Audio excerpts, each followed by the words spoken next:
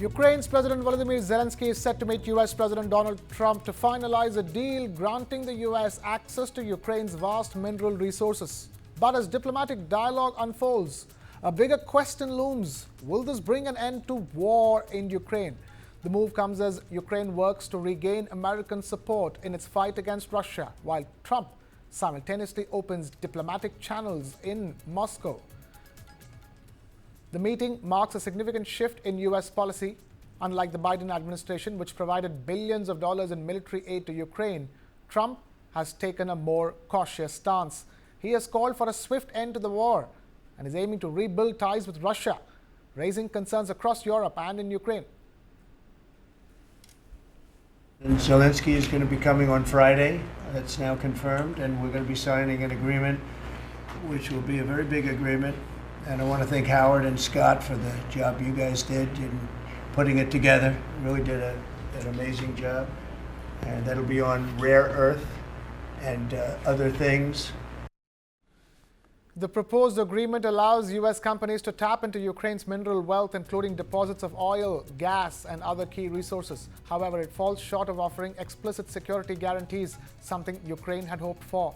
Instead, Trump claims that American business presence in Ukraine would serve as a form of protection. Under the deal, Ukraine would allocate 50% of revenues from state-owned resource assets to a reconstruction fund jointly managed with the U.S. However, specifics on how the funds would be used remain unclear.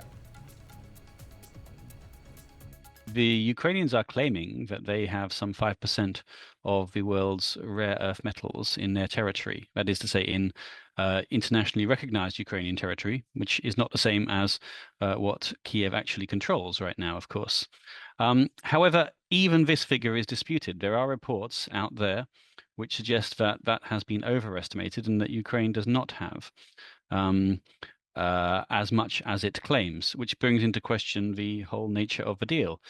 But beyond that, of course, as Ukraine is a country at war, as it is a country that is under occupation in parts of its territory, then this brings into question the fact that it means that the war is a huge variable, the outcome of the war. So whether a deal is done or a victory is achieved on the battlefield will have an effect on the deal itself. So it does seem rather premature to agree on a deal when you don't know the full extent of the deposits and you don't know who's controlling them. Trump has hinted at a massive financial gain for the U.S., while Zelenskyy insists he will not accept any deal that burdens Ukraine with long-term debt. This high-stakes negotiation comes ahead of Trump's expected talks with Russia's President Vladimir Putin. For Zelenskyy, securing direct engagement with Trump is seen as a diplomatic win, potentially influencing U.S. policy and unlocking Republican support for further aid. Meanwhile, tensions between the two leaders have been playing out in public. Trump recently referred to Zelenskyy as a dictator, but later backtracked when questioned at a joint press conference with Britain's Prime Minister Keir Starmer. Starmer, on the other hand, stressed the need for a strong peace plan, one that Ukraine has a hand in shaping, and even hinted at British military personnel serving as peacekeepers. However, Trump avoided committing the U.S. to such a role. And I'm clear that the UK is ready to put boots on the ground and planes in the air to support a deal, working together with our allies, because that is the only way that peace will last. As the President says, the deal has to come first. But yes, our teams are going to be talking about how we make sure that deal sticks, is lasting and enforced. So our teams will be talking about that. Germany's outgoing Chancellor Olaf Scholz will also travel to London on Sunday to participate in a meeting of European Union leaders to discuss their response to Donald Trump's push for peace in Ukraine. With negotiations at a critical stage, all eyes are on Washington as the world waits to see if this deal signals a new chapter in US-Ukraine relations or a shift in America's stance on war.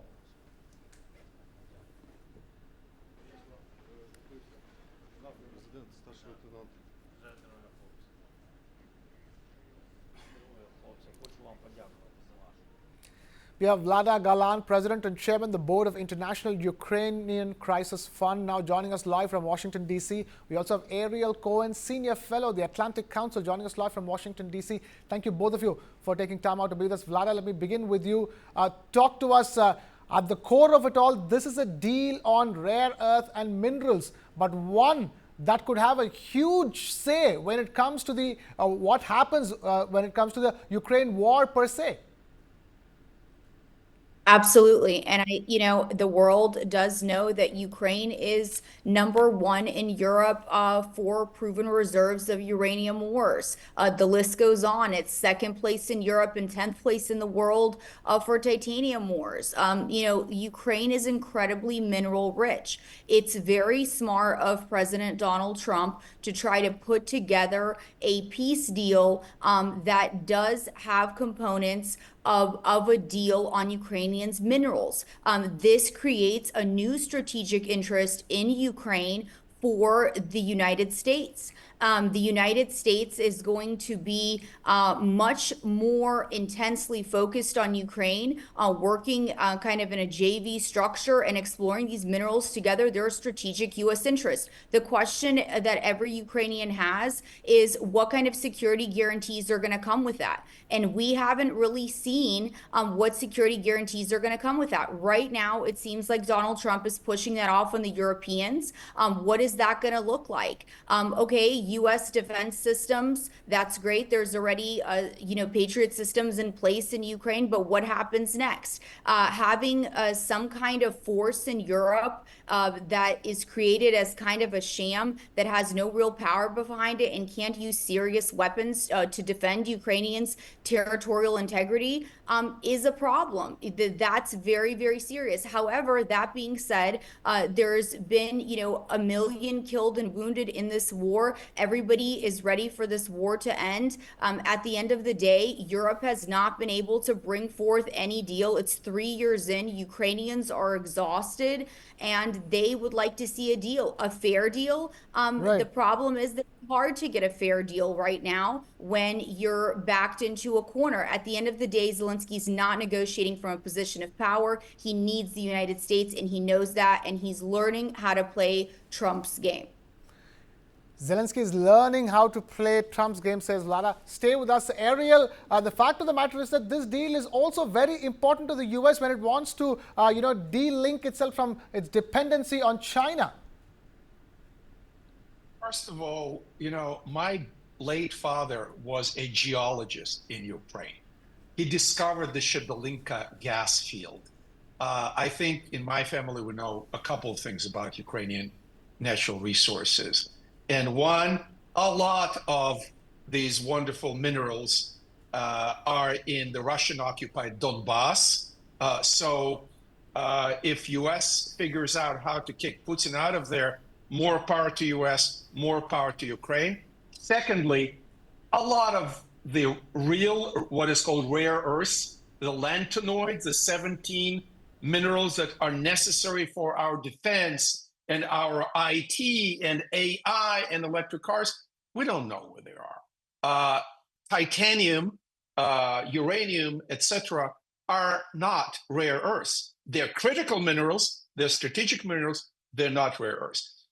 Rare earths market is tiny. It's $3.5 billion a year.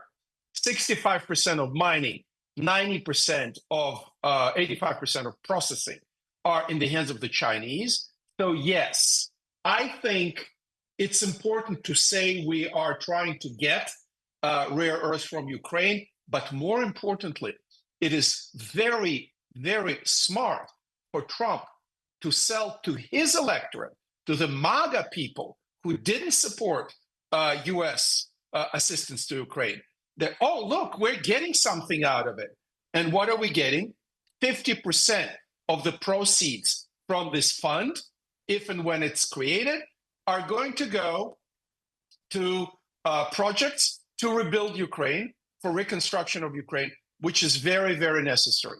But before that, I would say what Vlada Galan said is 100% correct. We need to understand the security framework, and the Europeans are not pitching in.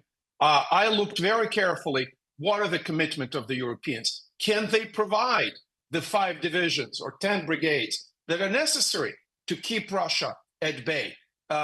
Because we're not even clear, are we talking about a ceasefire or a peace treaty? Probably the ceasefire. And notice yesterday, President Trump said, we're continuing with the severe sanctions, and the Russian economy is not doing well. The Russian manpower, personnel for the military is not doing well. We are seeing reports of Russia sending people on crutches back to the front line, and instead of trucks, using donkeys. So it could be that if Ukraine finds the resources, and if the West, especially Europe and the United States, can provide Ukrainians a little bit more and better equipment to continue fighting this year, Ukraine may be able to get a ceasefire or a peace deal at better conditions than today. All right, Terry, stay with us. We also have our Executive Editor for Strategic Affairs, Aditya Rajkal, now joining us live on the broadcast. Aditya, great to have you with us on the broadcast. Talk to us. Enough and more to gain for the U.S. in this deal. At the same time, Ukraine badly needs it to keep putting up that fight against Russia. Well, firstly, Krishna, it's been a long war, and let's remember that it's been a tragedy. It's been a massive tragedy in the number of lost, be it soldiers or civilians, over 1 million already. So there has to be a halt. But yes, the Ukrainians would be very carefully watching what are the military guarantees, what are the military assurances that they receive before there is a ceasefire, before there is an announcement of perhaps an ending of this 3-year-old long war. Talking about Donald Trump and his approach, talking about Trump administration's role in trying to broker some kind of a peace in these global conflicts, one thing that you will have to understand, and we have discussed this ad nauseum before as well, that Trump is a deal maker. And he's a deal maker with the agenda of MAGA, that is Make America Great Again. And that means that whatever policy he brings to the table, whatever assurances he gives, or whatever deal he finally arrives at, he will, of course, want the bigger chunk, a bigger pie of this entire, deal. So in this particular case, of course, it's the minerals that we are talking about, the mineral rights, and that in itself, the US wants the Ukrainians and their supporters to believe act as a security guarantee. Is that enough? Perhaps not. At the same time, look at the other conflict that we are talking about, Israel and Hamas. It's been about 15 months or so. Look at the approach of Trump and how Netanyahu and Trump have come on the same page, talking about a reconstruction, razing to the ground entire Gaza, and then developing into perhaps a new kind of a Middle Eastern city-state in that entire area. Of course, Trump is a deal maker, but will Europe come on the table? Will whatever deal really happens have a consensus, or will it be a temporary solution? Is the biggest question right now. European Union President is currently in New Delhi, and of course, she has had talks with Prime Minister Modi as well. Now, currently, of course, we are talking about will war end today? My firm belief is that we are still away from a final kind of a deal being brokered. The talks today, which have been fine-tuned between diplomats of Ukraine and the United States, have happened over the last few weeks. We've seen some very furious comments coming in from both sides. I think it's beginning. I think it's a very crucial first step towards a final solution that we might see in the next few weeks. But as I said, the biggest contention would be the kind of military and security assurances that Ukraine has as of now. I don't think that the European Union, Europe as a whole, is confident with the kind of deal that Trump attempts to achieve at this point in time.